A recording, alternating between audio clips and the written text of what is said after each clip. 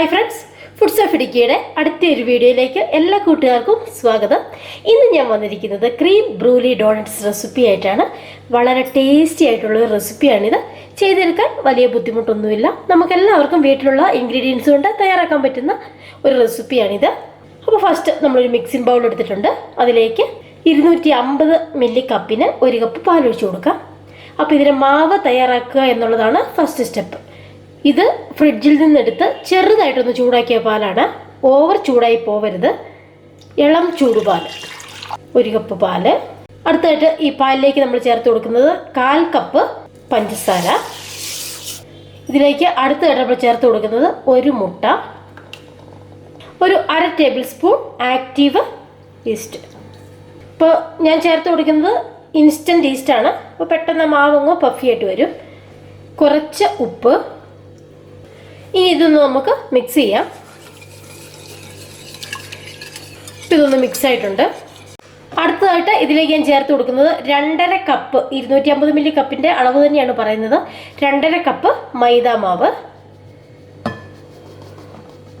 ഇനി നമുക്കിത് കൈ വെച്ച് നന്നായിട്ടൊന്ന് മിക്സ് ചെയ്തെടുക്കാം. വെള്ളം ചേർത്ത് കുഴക്കരുത്. അല്പം വെള്ളത്തിനൊക്കെ കുറവ് വന്നില്ല, ചെറുതായിട്ട് ചൂടാക്കിയ പാല് മാത്രം ചേർത്തിട്ട് മിക്സ് ചെയ്ത് കുഴച്ചെടുക്കുക. ഇപ്പം ഇതുപോലെയാണ് ഈ മാവ് കുഴച്ചെടുത്തിരിക്കുന്നത്. ഇതിപ്പോൾ നന്നായിട്ട് കുഴച്ചിട്ടില്ല. ഇനി ഇതൊരു 10 മിനിറ്റ് നമുക്കൊന്ന് റെസ്റ്റ് ചെയ്തതിന് ശേഷം നന്നായിട്ട് കുഴച്ചെടുക്കണം. ഒരു 10 മിനിറ്റ് കഴിഞ്ഞതിന് ശേഷം കുഴച്ചെടുക്കാം. ഇപ്പോൾ ഈ മാവ് നമ്മൾ കുഴച്ച് വെച്ചിട്ട് ഒരു 10 മിനിറ്റ് ആയിട്ടുണ്ട്. ഇനി ഇതിലേക്കൊരു 3 ടേബിൾ സ്പൂണോളം ഉപ്പില്ലാത്ത ബട്ടർ ചേർത്ത് കൊടുക്കാം. നമ്മൾ ആദ്യമേ ഉപ്പ് ചേർത്ത് കൊടുത്തിട്ടുണ്ട്. ഒരുപാട് ഉപ്പ് ആയി പോകരുത്. ഉപ്പില്ലാത്ത ബട്ടർ തന്നെ എടുക്കണം. ഇനി ഇത് വീണ്ടും നന്നായിട്ടൊന്ന് മിക്സ് ചെയ്തെടുക്കാം. ഇപ്പോൾ 2 മിനിറ്റ് ഇങ്ങനെ കുഴച്ചതിന് ശേഷം കൗണ്ടർ ടോപ്പിലിട്ടിട്ട് നന്നായിട്ട് കുഴച്ചെടുക്കാം. ഇങ്ങനെ ബട്ടർ ഇട്ട് കഴിയുമ്പോൾ പിന്നീട് കയ്യിലൊന്നും ഒട്ടിപ്പിടിക്കത്തില്ല. അടുത്തായിട്ട് ഈ മാവ് കൗണ്ടർ ടോപ്പിലേക്ക് ഇടുവാണ്. അതിനുശേഷം ഇതുപോലെ സ്ട്രെച്ച് ആൻഡ് ഫോൾഡറിൽ മാവ് നന്നായിട്ട് കുഴച്ചെടുക്കണം. ഒരു 10-15 മിനിറ്റോളം ഈ മാവ് ഇതുപോലെ കുഴച്ചെടുക്കണം. അപ്പോൾ ഇതുപോലെ ഞാനൊരു 10-15 മിനിറ്റ് ഈ മാവ് കുഴച്ചെടുക്കാം. ഇപ്പോൾ ഈ മാവ് നന്നായിട്ട് കുഴച്ച് വെച്ചിട്ടുണ്ട്. ഇനി നമ്മുടെ കയ്യിൽ അല്പം ഓയിൽ തടവിയിട്ട് വേണം മാവ് എടുക്കാനായിട്ട്. അതുപോലെ നമ്മളിനി ഇത് പൊന്തി വരാനായിട്ട് വെക്കുന്ന ബൗളിലും അല്പം ഓയിൽ ഒഴിച്ച് കൊടുക്കാം. വെളിച്ചെണ്ണയല്ല, ഏതെങ്കിലും വെജിറ്റബിൾ ഓയിൽ. കയ്യിലും അല്പം എണ്ണ തടവിയതിന് ശേഷം നമുക്ക് ഈ മാവ് എടുക്കാം.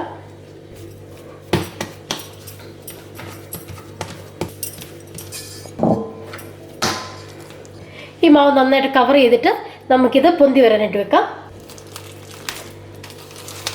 നന്നായിട്ട് കവർ ചെയ്ത് വെച്ചിട്ടുണ്ട്. നന്നായിട്ടൊരു അടപ്പ് വെച്ചിട്ട് അടച്ചു വെച്ചാലും മതി. ഇനി ഇതിലേക്ക് വേണ്ട ക്രീമൊക്കെ തയ്യാറാക്കി വരുമ്പോഴത്തേക്കും ഈ മാവും തയ്യാറായിട്ട് വരും. അപ്പോൾ ഒരു മണിക്കൂറോളമൊക്കെ ഇതുപോലെ റെസ്റ്റ് ചെയ്യാൻ വെച്ചാൽ മതി. നമുക്കിത് സൈഡിലേക്ക് വെച്ചിട്ട് ക്രീം തയ്യാറാക്കാം. ഇനി നമുക്ക് ഇതിന് വേണ്ട ക്രീം തയ്യാറാക്കണം. അതിന് വേണ്ടിയിട്ട് നമുക്ക് ആദ്യമേ കുറച്ച് പാൽ തിളപ്പിക്കണം. 2 കപ്പ് പാലാണ് തിളപ്പിക്കുന്നത്. അപ്പോൾ ആദ്യമേ ഞാൻ 1 കപ്പ് പാൽ ഒഴിച്ചു.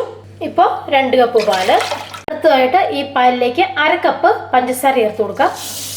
ഇപ്പോൾ ഇതിൻ്റെ തീയ് ഓണാക്കി കൊടുത്തിട്ടുണ്ട്. ഇനി ഇത് നന്നായിട്ടൊന്ന് തിളച്ച് വരട്ടെ. തിളച്ച് വരാൻ തുടങ്ങുമ്പോഴത്തേക്കും നമുക്ക് ഒരു മുട്ടയുടെയൊക്കെ ഒരു മിക്സ് ഇതിലേക്ക് ചേർത്ത് കൊടുത്തിട്ട് ഇത് ക്രീം പോലെ ആക്കിയെടുക്കണം. അപ്പോൾ ഇത് തിളച്ച് വരുമ്പോഴത്തേക്കും നമുക്ക് ആ ഒരു മുട്ടയുടെ കൂട്ടും കൂടെ തയ്യാറാക്കിയെടുക്കാം. ഇതിപ്പോൾ ഒരു ചെറിയ തീയിൽ വെച്ച് കൊടുക്കാം. അപ്പോൾ അതൊക്കെ തിളച്ച് വരട്ടെ. ഇപ്പോൾ പാല് തിളച്ച് വരുമ്പോഴത്തേനും നമുക്ക് മുട്ടയുടെ കൂട്ട് തയ്യാറാക്കിയെടുക്കാം. ഇപ്പോൾ ഇത് 4 എഗ്ഗ് യോക്കാണ്. മുട്ടയുടെ മഞ്ഞ മാത്രമേ എടുത്തിട്ടുള്ളൂ. അപ്പോൾ വൈറ്റ് എന്ത് ചെയ്യാം, കുറച്ച് ഉള്ളിയും പച്ചമുളകൊക്കെ അരിഞ്ഞിട്ട് ഓംലെറ്റ് ഉണ്ടാക്കി കഴിക്കാം. അപ്പോൾ ഈ മുട്ടയുടെ മഞ്ഞയിലേക്ക് നമുക്കൊരു 1/2 കപ്പ് പാൽ ഒഴിച്ച് കൊടുക്കാം. 1/2 കപ്പ് പാല്, ഒരു 2 ടീസ്പൂൺ വനില എസൻസ്. ഇതിന് നന്നായിട്ടൊന്ന് മിക്സ് ചെയ്തെടുക്കാം. ഇത് നന്നായിട്ട് മിക്സ് ചെയ്തതിന് ശേഷം ഇതിലേക്ക് ചേർത്ത് കൊടുക്കുന്നത് 2 ടേബിൾ സ്പൂൺ കോൺഫ്ലോർ. അപ്പോൾ ഇതൊരു ക്രീം ഫോമിൽ കിട്ടാൻ വേണ്ടിയിട്ടാണ് കോൺഫ്ലോർ ചേർത്ത് കൊടുക്കുന്നത്. ഇനി ഒട്ടും കട്ടയില്ലാതെ മിക്സ് ചെയ്തെടുക്കാം. ഇപ്പോൾ ഈ പാല് നന്നായിട്ട് ചൂടായിട്ടാണ് ഇരിക്കുന്നത്. അതിലേക്ക് നമ്മൾ മുട്ടയുടെയും ആ കോൺഫ്ലോറിൻ്റെ ഒക്കെ മിക്സ് ഒഴിച്ചു കൊടുത്തിട്ട് നന്നായിട്ട് തിക്കാക്കി കുറുക്കിയെടുക്കണം. അപ്പോൾ കുറേശ്ശെ ഒഴിച്ച് ഇളക്കി കൊടുത്തുകൊണ്ടിരിക്കണം. ഇനി നന്നായിട്ട് ഇളക്കി കൊടുത്തുകൊണ്ടിരിക്കണം. നന്നായിട്ട് തിക്കായി വരും. ഇപ്പോൾ തീ കുറച്ച് വെച്ചിട്ട് വേണം ഇളക്കി കൊടുക്കാൻ. പെട്ടെന്ന് അങ്ങ് തീ കൂട്ടി വെച്ചിട്ടുണ്ടെങ്കിൽ പെട്ടെന്ന് ഇത് കട്ടയായിട്ട് അങ്ങ് പോകും. അപ്പോൾ ഇതിന് മധുരം ഒന്ന് നോക്കുക. നമ്മുടെ ഡോനട്ട്സിൻ്റെ അകത്ത് വെച്ച് കൊടുത്തു കഴിയുമ്പോൾ ആവശ്യത്തിന് മധുരം ഉണ്ടാവുമോ എന്ന് ചെക്ക് ചെയ്ത് നോക്കുക. ഇല്ലെങ്കിൽ ഇപ്പോൾ അല്പം മധുരം ചേർത്ത് കൊടുക്കാം. ഇപ്പോൾ കണ്ടിന്യൂസ് ഇതുപോലെ ഇളക്കി കൊടുത്തുകൊണ്ടിരിക്കണം. ഇതിന് മുട്ടയുടെ ടേസ്റ്റ് ഒന്നും അങ്ങനെ മുമ്പോട്ട് നിൽക്കത്തൊന്നുമില്ല. ഇതിപ്പോൾ കുറുകി തുടങ്ങിയിട്ടുണ്ട്, നല്ല തുള്ളിയായിട്ട് വീഴണം. കുറച്ചുകൂടെ തിക്കായി വരണം. ഇത് കരിഞ്ഞൊന്നും പിടിക്കരുത്, നന്നായിട്ട് ഇളക്കി കൊടുത്തുകൊണ്ടേയിരിക്കുക. സിമ്മിലാണ് ഞാൻ തീ വെച്ച് കൊടുത്തിരിക്കുന്നത്, കൂട്ടി കൊടുക്കരുത്. ഇങ്ങനെ നന്നായിട്ട് തിളച്ച് വരും. ഇപ്പോൾ കയ്യെ തെറിക്കരുത്. നന്നായിട്ട് കുറുകിയിട്ടുണ്ട് കണ്ടോ, നന്നായിട്ട് തുള്ളിയായിട്ട് വീഴുന്നുണ്ട്. ഇനി ഇതിലേക്ക് ഒരു 2 ടേബിൾ സ്പൂണോളം ഉപ്പില്ലാത്ത ബട്ടർ ചേർത്ത് കൊടുക്കാം. ഈ കൂട്ട് തണുത്തതിന് ശേഷം ഇതിൽ ഫ്രൂട്ട്സ് ഒക്കെ ഇട്ടിട്ടുണ്ടെങ്കിൽ നമ്മൾ കസ്റ്റേർഡ് കഴിക്കുന്ന പോലെ തന്നെ കഴിക്കാനും വളരെ നല്ലതാണ്. കസ്റ്റേർഡിൻ്റെ അതേ ടേസ്റ്റ് തന്നെയാണ് ഇതിന്. നിങ്ങളുടെ അടുത്ത് കസ്റ്റേർഡ് പൗഡർ ഇല്ല എങ്കിൽ ഇതുപോലെ ട്രൈ ചെയ്ത് നോക്കാവുന്നതാണ്. ഇനി ഇത് തണുക്കാനായിട്ട് വെക്കണം. തണുത്ത് കഴിയുമ്പോൾ കുറച്ചുകൂടി തിക്കായി വരും. ഇപ്പോൾ ഞാനൊരു 1 മണിക്കൂറാണ് ഈ മാവ് ഇതുപോലെ വെച്ച് കൊടുത്തത്. നമുക്കിതൊന്ന് റെഡിയായോ നോക്കാം. മാവ് ഇപ്പോൾ നന്നായിട്ട് റെഡിയായി വന്നിട്ടുണ്ട്. നമുക്കിതുപോലെ പ്രസ് ചെയ്ത് കൊടുത്ത് ഇതിലെ ആ എയറൊക്കെ അങ്ങ് കളയാം. മാവ് ഇതുപോലെ നന്നായിട്ട് പൊന്തി വരണം, അതിന് ശേഷം മാത്രമേ തയ്യാറാക്കാവുള്ളൂ. ഇല്ലെങ്കിൽ നന്നായിട്ട് പഫി ആയിട്ട് കിട്ടത്തില്ല. ഇനി ഈ മാവ് നമുക്ക് ഇതുപോലെ കൗണ്ടർ ടോപ്പിലേക്ക് ഇട്ടിട്ട് ഒന്ന് പരത്തി കൊടുക്കാം. തീരെ കട്ടി കുറഞ്ഞു പോകണ്ട, ഒരുപാട് കട്ടിയും വേണ്ട. ഈ സമയത്ത് നമുക്ക് ഈ ഡോണറ്റ്സ് വറുത്ത് കോരിയെടുക്കാനുള്ള എണ്ണയും കൂടെ തിളയ്ക്കാൻ വെക്കാം. ഇതുപോലെ വലിയൊരു ഷീറ്റായിട്ട് അങ്ങ് പരത്തുക. ഇപ്പോൾ ഈ മാവ് ഇതുപോലെ വലിയൊരു ഷീറ്റായിട്ട് ഞാൻ പരത്തിയിട്ടുണ്ട്. ഇപ്പോൾ നിങ്ങളുടെ അടുത്ത് റൗണ്ട് ഷേപ്പിലുള്ള കുക്കി കട്ടറൊക്കെ ഉണ്ടെങ്കിൽ അത് വെച്ചിട്ട് കട്ട് ചെയ്തെടുക്കാം. ഇപ്പോൾ എൻ്റെ ഈ കുക്കി കട്ടർ വളരെ ചെറുതാണ്. ഇത് വെച്ച് കട്ട് ചെയ്തിട്ടുണ്ടെങ്കിൽ വളരെ ചെറിയ ഡോണറ്റ് മാത്രമേ നമുക്ക് കിട്ടത്തുള്ളൂ. അപ്പോൾ അതിലും കുറച്ചുകൂടി വലുത് തയ്യാറാക്കാനായിട്ട് ഞാൻ ഇതുപോലെ ചെറിയൊരു കറിയുടെ പാത്രമാണ് എടുത്തിരിക്കുന്നത്. ഇത് വെച്ചിട്ട് നമുക്ക് മാക്സിമം റൗണ്ട് ഷേപ്പിൽ ഇതിൽ നിന്ന് കട്ട് ചെയ്തെടുക്കാം. വളരെ ചെറുതായി പോയിട്ടുണ്ടെങ്കിൽ നമുക്കിതിൽ ക്രീമൊക്കെ ഫില്ല് ചെയ്യാൻ ബുദ്ധിമുട്ടാവും. ബാക്കിയുള്ള മാവ് നമുക്ക് വീണ്ടും പരത്തിയിട്ട് കട്ട് ചെയ്തെടുക്കാം. ഇപ്പോൾ എണ്ണ നന്നായിട്ട് തിളച്ചതിന് ശേഷം ഇട്ട് കൊടുക്കുക. തിരിച്ചും മറിച്ചും ഇട്ടിട്ട് മുരിച്ചെടുക്കണം. നന്നായിട്ട് പഫി ആയിട്ട് വരും. ഇപ്പോൾ കണ്ടോ, അതൊരു ബണ്ണിൻ്റെയൊക്കെ പോലത്തെ കളറായി വന്നിട്ടുണ്ട്. ഇത് തിരിച്ചും മറിച്ചും ഇട്ട് മുരിച്ചെടുക്കാം. ഇപ്പോൾ ഈ ഒരു കളറായി കഴിഞ്ഞാൽ നമുക്കിനി ഇത് കോരിയെടുക്കാം. ഇപ്പോൾ നമ്മൾ ഡോനറ്റ്സ് എല്ലാം വറുത്തെടുത്തിട്ടുണ്ട്.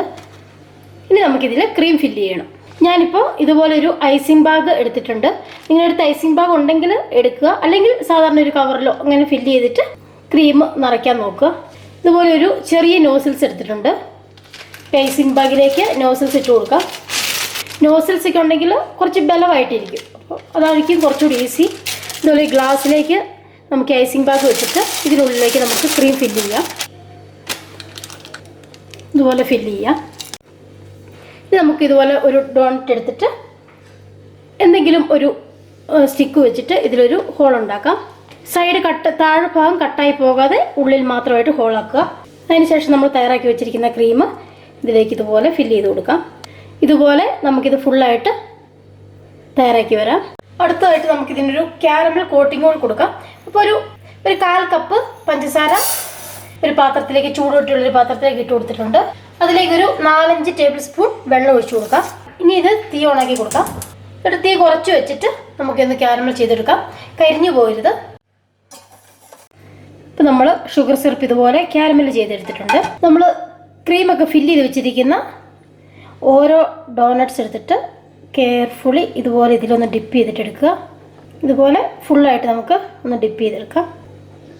ഇപ്പം ഞാനത് ഷുഗർ സിറപ്പിലേക്കൊന്ന് ഡിപ്പ് ചെയ്ത് വെച്ചിട്ടുണ്ട്. നമുക്കിത് ക്രീം ഫില്ല് ചെയ്യാതെ പാൽബണ്ട് പോലെയും കഴിക്കാൻ പറ്റും. ഇത് ക്രീം ഫില്ല് ചെയ്യാത്തതാണ്. ഇതിൻ്റെ ഉൾഭാഗം ഇതുപോലെ ബണ്ണ് പോലെ തന്നെ ഇരിക്കും.